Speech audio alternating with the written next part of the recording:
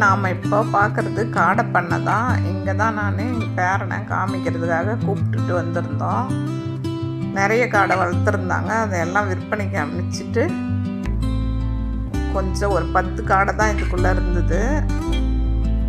இங்கே அழகாக டிங்கர் ஃபீடரில் தீனியும் தண்ணியும் வச்சுருக்காங்க. அவங்க மட்டும் எல்லாம் சாப்பிட்டு நல்லா குதிச்சு குதிச்சு விளையாடிட்டு இருந்தாங்க.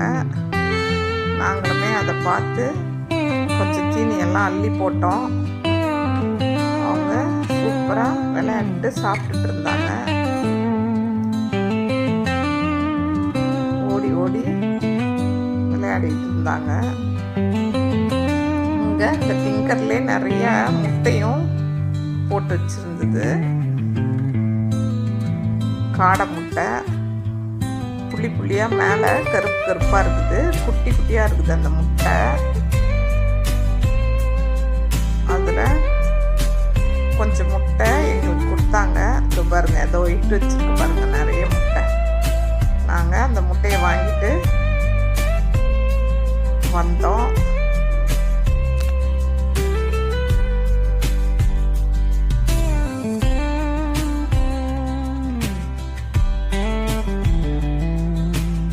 கொஞ்சம் தான் இருக்குது. நிறையா இருக்கும்போது பார்த்தா நல்லா தெரிஞ்சிருக்கும்.